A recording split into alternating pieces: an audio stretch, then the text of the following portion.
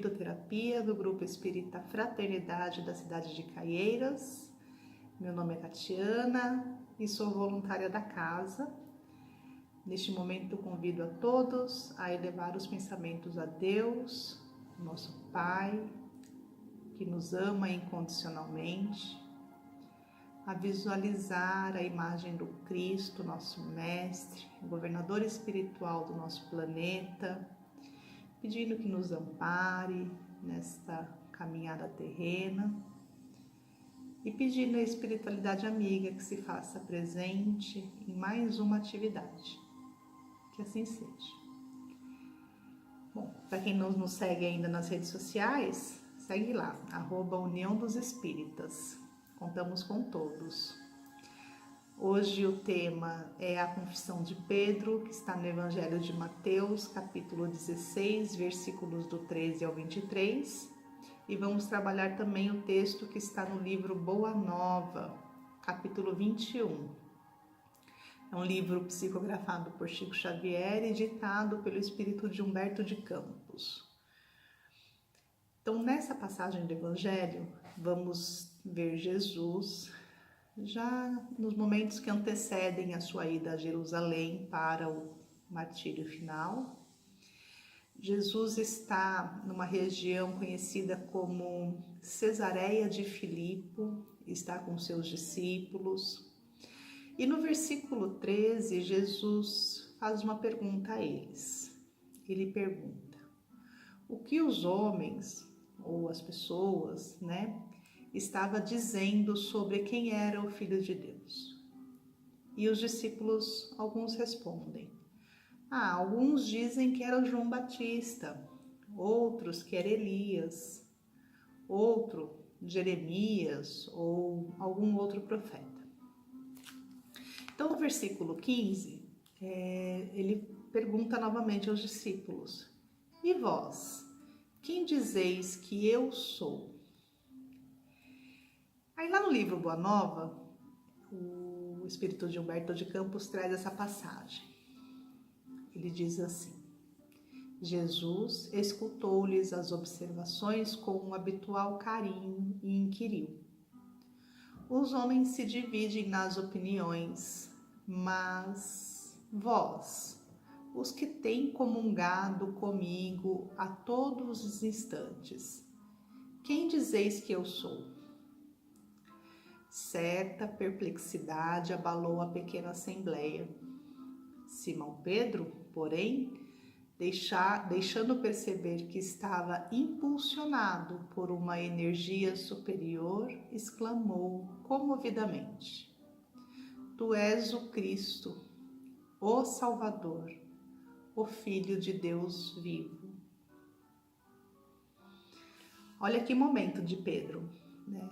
Pedro era um pescador, um homem rude, um homem já de certa idade, com hábitos patriarcais. Então ele não tinha o hábito de se deixar envolver, de se deixar levar por emoções.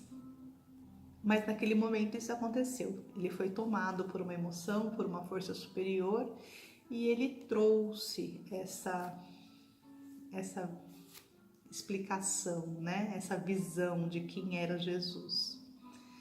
Humberto de Campos continua no livro: bem-aventurado sejas tu, Simão, disse-lhe Jesus, envolvendo-o num amoroso sorriso, porque não foi a carne que te revelou estas verdades, mas meu Pai que está nos céus.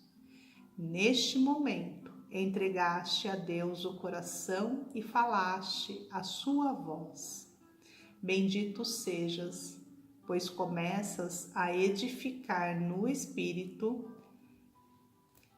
a fonte da fé viva.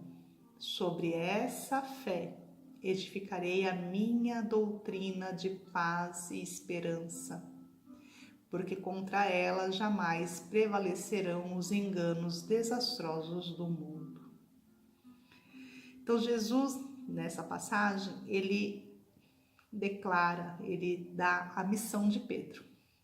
Então, Pedro teve a missão de edificar a sua igreja, mas vamos tirar o estereótipo, né, de imaginar a igreja como uma construção de pedras, 4 paredes. Não, não é isso. A igreja que Jesus pediu para Pedro implantar é no sentido de comunidade, no sentido de grupo de pessoas que compartilham dos mesmos sentimentos. E aí, passando neste mesmo momento, todos reunidos, Jesus começa a explicar tudo o que lhe vai acontecer, o martírio, o sofrimento.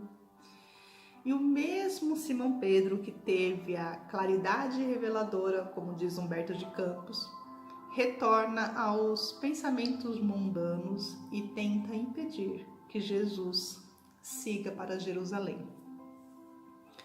E no livro Humberto de Campos continua: foi aí que Simão Pedro, modificando sua atitude mental do primeiro momento e deixando-se conduzir na esteira das concepções falíveis do seu sentimento de homem, aproximou-se do Messias e lhe falou em particular: Mestre, convém não exagerardes as vossas palavras.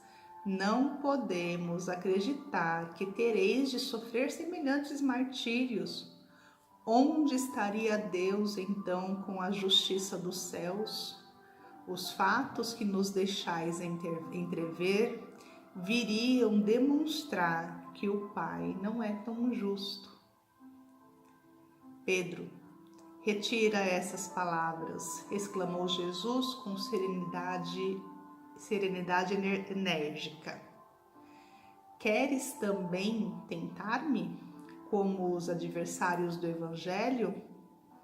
Será que também tu não me entendes, compreendendo somente as coisas dos homens, longe das revelações de Deus? Aparta-te de mim, pois neste instante falas pelo espírito do mal. Então, Pedro vive 2 momentos nessa passagem.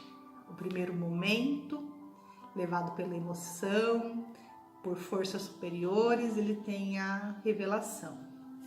E num segundo momento, tomado pelo medo, tomado pela angústia, ele se vê aflito, né? Só que Jesus dá uma bronca em Pedro. Pedro sempre foi o favorito de Jesus. Jesus dormia na casa de Pedro, comia na casa de Pedro. Foi a ele que Jesus deu a missão da sua igreja. Então, ele era o predileto de Jesus, mas era um homem com defeitos. Era um homem que tinha hábitos comuns como qualquer outro humano. Isso não é ruim, porque o evangelho ele foi construído por pessoas falhas, por pessoas com defeitos, mas pessoas com bom ânimo, que queriam se modificar, né, compreender o evangelho e seguir aí o caminho do Cristo. E aí, para finalizar, Humberto de Campos nos traz no texto os fatos que ocorreram no dia seguinte, após esse acontecimento. Então ele diz assim: no dia seguinte, a pequena comunidade se punha a caminho, já seguiam para Jerusalém, vivamente impressionada com as revelações da véspera. Simão seguia humilde e cabisbaixo. Não conseguia compreender por que motivo fora Jesus tão severo para com ele. Em verdade, ponderara melhor suas expressões irrefletidas e reconhecia que o mestre lhe perdoara, pois observava que eram sinceros o sorriso e o olhar compassivo que o envolviam numa alegria nova.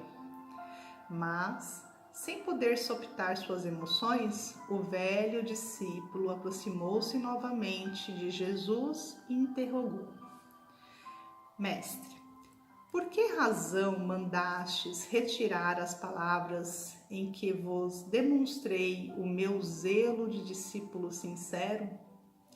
Alguns minutos antes não haveis afirmado que eu trazia aos companheiros a inspiração de Deus?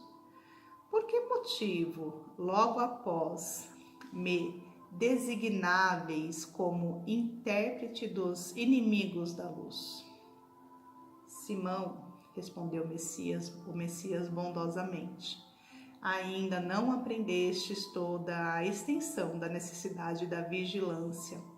A criatura na terra precisa aproveitar todas as oportunidades de iluminação interior em sua marcha para Deus. Vigia o teu espírito ao longo do caminho. Basta um pensamento de amor para que te eleves ao céu. Mas na jornada do mundo, também basta às vezes uma palavra fútil ou uma consideração menos digna para que a alma do homem seja conduzida ao estacionamento e ao desespero das trevas, por sua própria imprevidência. Nesse terreno, Pedro, o discípulo do Evangelho terá sempre imenso trabalho a realizar, porque pelo reino de Deus é preciso resistir às tentações dos entes mais amados na terra, os quais, embora ocupam o nosso coração, ainda não podem entender as conquistas santificadas do céu. Veja, Jesus tinha Pedro com autoestima, ele ocupava o coração de Jesus, ele era um ente amado. Mas ele não podia se deixar envolver por aquelas palavras de Pedro, porque o caminho, a missão de Jesus, né, o que era muito maior do que aquilo. Então é essa lição que ele está passando para Pedro. Muitas vezes a gente tem que deixar, mesmo amando as pessoas, compreender que certas atitudes precisam ser modificadas, pois as conquistas santificadas do céu necessitam desse desprendimento do ser humano, né? Compreender que o Evangelho é muito maior, que o amor de Deus nos pede, muitas vezes, muito mais desapego da vida corporal, da vida material, para compreendermos a vida espiritual. Era isso, era este o recado de hoje. Então, agradeço a atenção de todos e convido mais uma vez a elevar os pensamentos a Deus, agradecendo por mais uma oportunidade de falarmos sobre as suas leis, a lei de amor, de caridade. Agradecendo a Jesus, nosso Mestre, que tanto nos ensinou com o seu Evangelho e que tanto nos ampara na nossa jornada. E agradecendo a espiritualidade amiga, que nos mantenhamos em pensamentos elevados durante o decorrer da semana, para que sejamos intuídos no caminho do bem. Que Deus abençoe a todos, que Jesus esteja presente com a sua paz na vida de todos. Muito obrigado, fiquem com Deus e até a próxima.